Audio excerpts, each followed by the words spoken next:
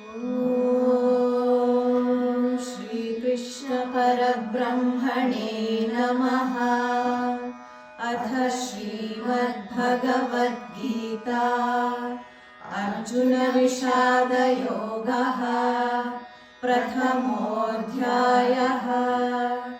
धृतराष्ट्र उवाच धर्मक्षेत्रे कुरुक्षेत्रे समवेतायुयुत्सवः।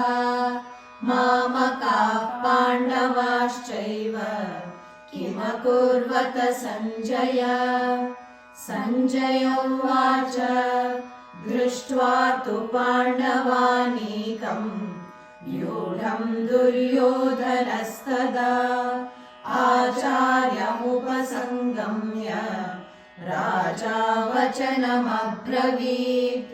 पश्येतां पाण्डुपुत्राणाम् आचार्यमहतीं च मूं व्यूढां द्रुपदपुत्रेण तव शिष्येण धीमता।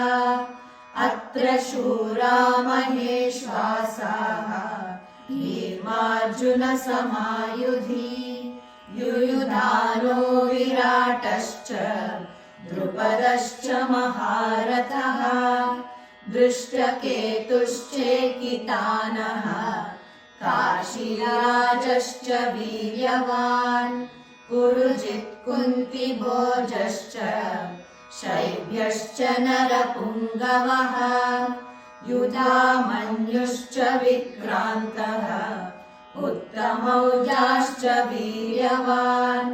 सौभद्रो द्रौपदेयाश्च सर्व एव महारथाः। अस्माकं तु विशिष्टाये तानि बोध द्विजोत्तमा। नायका मम सैन्यस्य संज्ञातं तान् ब्रवीमि ते। भवान् भीष्मश्च कर्णश्च कृपश्च समितिञ्जयः। अश्वत्थामा विकर्णश्च सौमदत्तिस्तथैव च अन्ये च बहवः शूराः मदत्ते त्यक्तजीविताः। नानाशस्त्रप्रहरणाः सर्वे युद्धविशारदाः। अपर्याप्तं तदस्माकं बलं भीष्माभिरक्षितं। पर्याप्तं त्विदमेतेषां बलं भीमाभिरक्षितम्। अयनेषु च सर्वेषु यथा भागमवस्थिताः। भीष्ममेवाभिरक्षन्तु भवन्तः सर्व एव हि। तस्य सञ्जनयन् हर्षम् कुरुवृद्धपितामहः। सिंहनादं विनद्योच्चैः शङ्खं दद्मौ प्रतापवान्। ततः शङ्खाश्च भैर्यश्च प्रणवानकगोमुखाः सहसैवाभ्यहन्यन्त। सशब्दस्तु मुरोऽभवत्। ततः श्वेतैर्हयैर्युक्ते महती स्यन्दने स्थितौ। माधवः पाण्डवश्चैव दिव्यौ शङ्खौ प्रदध्मतुः। पाञ्चजन्यं हृषीकेशो देवदत्तं धनञ्जयः। पौण्ड्रं दद्मौ महाशङ्खं भीमकर्मा वृकोदरः। अनन्तविजयं राजा कुन्तीपुत्रो युधिष्ठिरः। नकुलः सहदेवश्च सुघोषमणिपुष्पकौ। काश्यश्च परमेश्वासः शिखण्डी च महारथः। दृष्टद्युम्नो विराटश्च सात्यकिश्चापराजितः। द्रुपदो द्रौपदेयाश्च सर्वशः पृथिवीपते।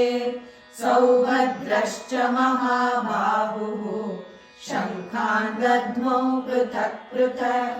स घोषो धार्तराष्ट्राणाम् हृदयानि व्यधारयत् नभश्च पृथिवीं चैव तुमुलो व्यनुनादयन् अथ व्यवस्थितान् दृष्ट्वा धार्तराष्ट्रान् विध्वजः प्रवृत्ते शस्त्रसम्पाते धनुरुद्यम्य पाण्डवः ऋषिकेशं तदा वाक्यम् इदमाह महीपते अर्जुन उवाच सेनयोरुभयोर्मध्ये रथं स्थापयमेच्युत यावदेतान् निरीक्षेऽहं योद्धुकामानवस्थितान् कैर्मया सह योद्धव्यम् अस्मिन् रणसमुद्यमे योत्स्यमानानवेक्षेऽहं ययेतेऽत्र समागताः धार्तराष्ट्रस्य दुर्बुद्धेः युद्धे प्रियचिकीर्षवः सञ्जय उवाच एवमुक्तो ऋषिकेशो गुडाकेशेन भारत सेनयोरुभयोर्मध्ये स्थापयित्वा रथोत्तमम् भीष्मद्रोणप्रमुखतः सर्वेषां च महीक्षिताम् उवाच पार्थ पश्यैतान् समवेतान् कुरूनिति तत्र पश्य स्थितान् पार्थः पितॄनथ पितामहान् आचार्यान् मातुलान् भ्रातॄन् पुत्रान् पौत्रान् सखींस्तथा श्वशुरान् सुहृदश्चैव सेनयोरुभयोरपि तान् समीक्ष्य स कौन्तेयः सर्वान् बन्धूनवस्थितान्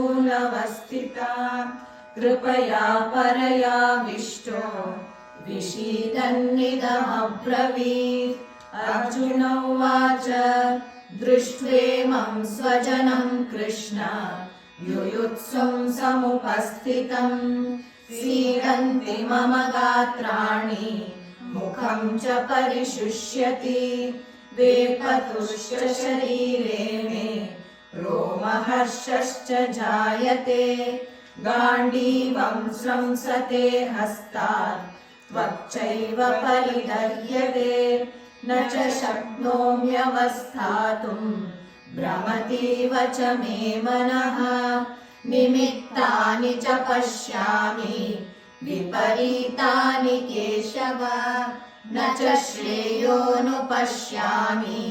हत्वा स्वजनमाहवे न काङ्क्षे विजयं कृष्ण न च राज्यं सुखानि च किं नो राज्येन गोविन्द किं भोगैर्जीवितेन वा येषामर्थे काङ्क्षितं नो राज्यं भोगा सुखानि च त इमेव स्थिता युद्धे प्राणां त्यक्त्वा धनानि च आचार्यः पितरः पुत्राः तथैव च पितामहाः मातुला श्वशुरा पौत्राः शाला सम्बन्धिनस्तथा एतान् न हन्तुमिच्छामि न तोऽपि मधुसूदन अपि त्रैलोक्यराज्यस्य हेतो किं नु मही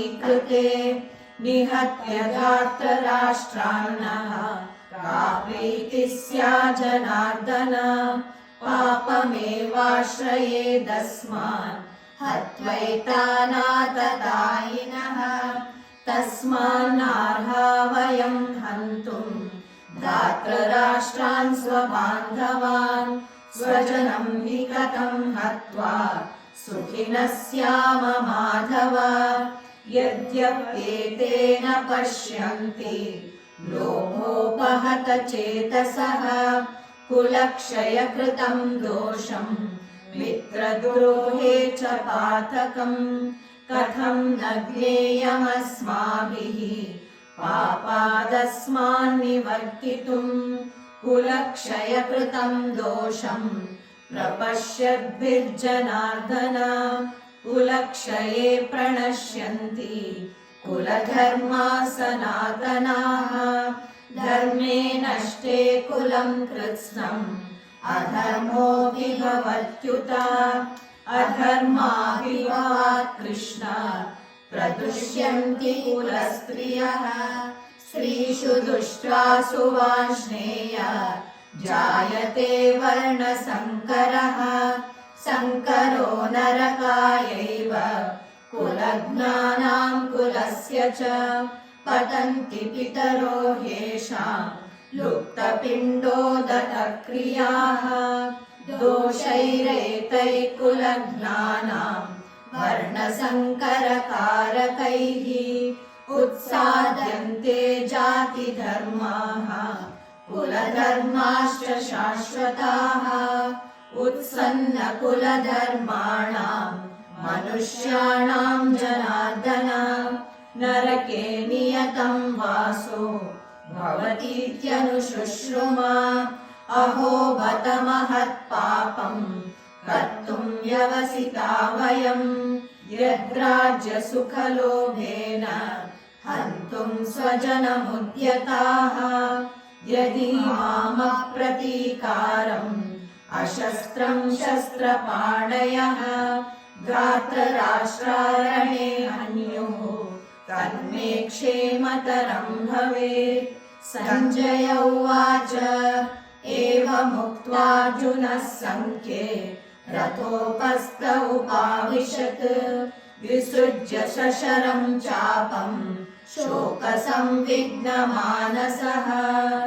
ॐ तत्सदिति श्रीमद्भगवद्गीतासु उपनिषत्सु ब्रह्मविद्यायां योगशास्त्रे श्रीकृष्णार्जुनसंवादे अर्जुनविषादयोगो नाम प्रथमोऽध्यायः।